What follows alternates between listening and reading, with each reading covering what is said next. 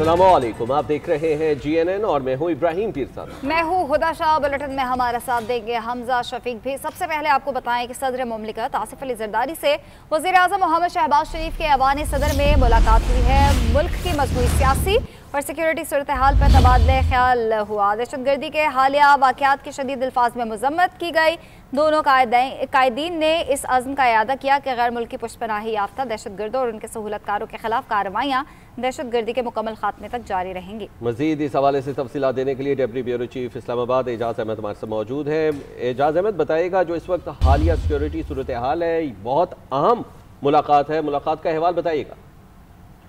جی، موقع تو صدر مملکت کا عشائیہ تھا، لیکن آج چونکہ اسلام آباد میں بھی دہشت گردی کا واقعہ ہوا ہے اور وانا میں بھی ایک صورتحال ابھی تھوڑی دیر پہلے تک جاری تھی، تو اس حوالے سے بھی تفصیلی ملاقات ہوئی ہے۔ کل اس بات پہ غور کیا گیا کہ ریاست تائفی ترمیم کو پارلیمان سے کل منظور کرایا جائے گا، لیکن دہشت گردی کے حوالے سے پاکستان کی پالیسی کیا ہونی ہے، حکمت عملی کیا ہونی ہے اور کس طرح سے آگے بڑھنا ہے، اس تمام حوالوں سے یہ ملاقات ہوئی ہے۔ اس ملاقات میں وزیر اعظم اور صدر کے علاوہ چیئرمین سینیٹ یوسف زئی گیلانی، اسپیکر قومی اسمبلی ایاز صادق، وفاقی وزیر صالح حسین، محسن نقوی اور اعظم نذیر تارڑ بھی موجود تھے۔ اعظم نذیر تارڑ نے اپنے آئینی ترمیم کے تمام پہلوؤں پر شرکاء کو بریف بھی کیا۔ جی ٹھیک ہے، بہت شکریہ اعجاز آپ کا۔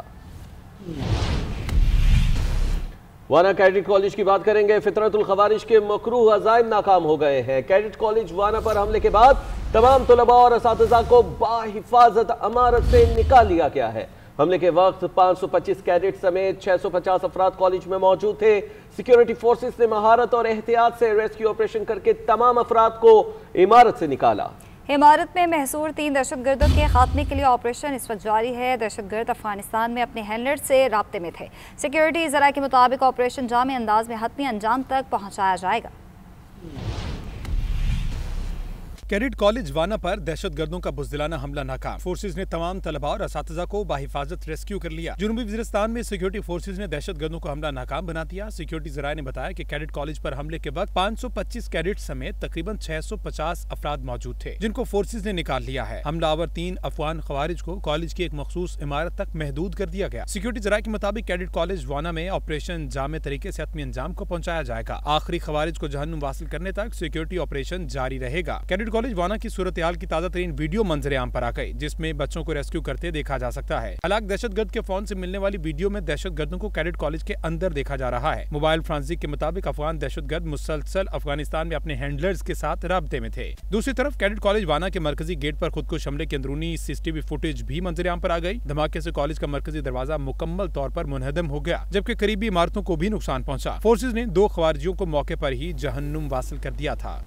خبر دیں گے اسلام آباد G11 کچہری کے باہر خودکش دھماکے میں 12 افراد شہید اور 30 زخمی ہو گئے۔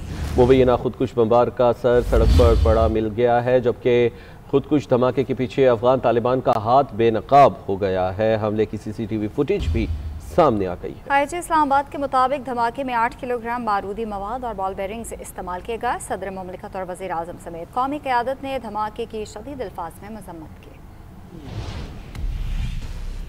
تو افغانستان دہشت گردوں کے خلاف کارروائی کرے تو پاکستان تعاون کے لیے تیار ہے۔ وزیر اعظم شہباز شریف نے افغان رجیم پر پاکستان کا موقف ایک بار پھر واضح کر دیا۔ کہا، شدت پسند گروہ افغانستان اور اس کے باہر خطے کے امن کے لیے خطرہ ہے۔ افغانستان کو سمجھنا ہوگا TTP کی حمایت سے امن حاصل نہیں ہوگا۔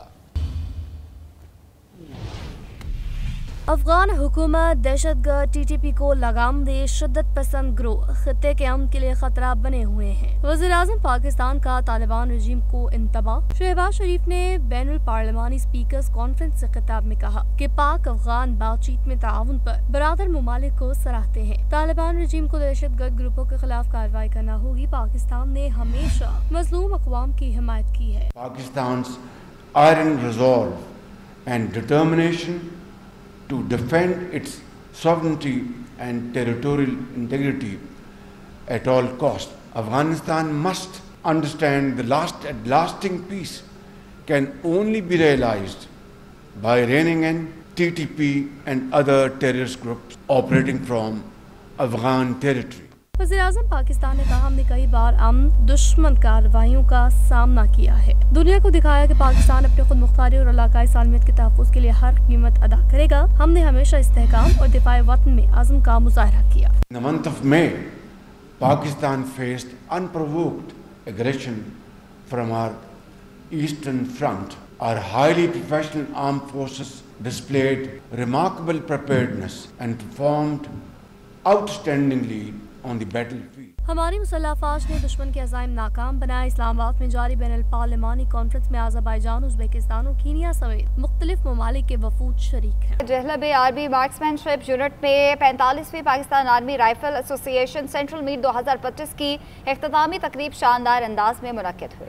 पाक फौज ने तीसरी inter services combat shooting championship 2025 जीत ली। पाक फौज ने चारों इंटर सर्विसेज मुकाबले जीत लिए। तफसीलात जानिए इस्लामाबाद से इस रिपोर्ट में।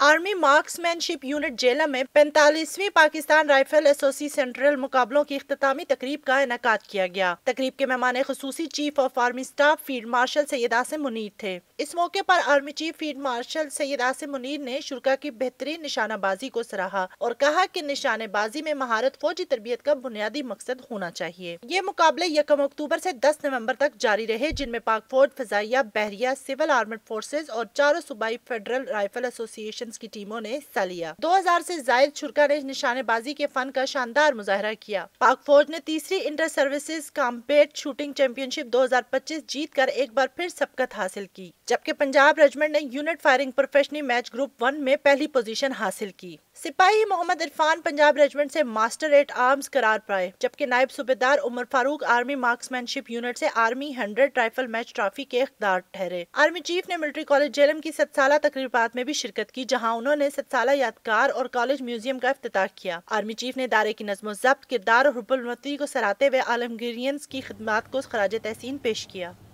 आगे बढ़ें। ब्राज़ील के शहर बैलम में जारी COP30 कॉन्फ्रेंस में वज़ीर-ए-आला पंजाब मरीम नवाज़ ने पाकिस्तान पवेलियन के इफ्तिताह कर दिया। मरीम नवाज़ ने इस मौके पर अपने खिताब में कहा, मौसमियाती तब्दीली अब कोई पेशगोई नहीं बल्कि एक जिंदा हकीकत बन चुकी है। पाकिस्तान को मौसमियाती तब्दीलियों की वजह से शदीद मुश्किलात का सामना है।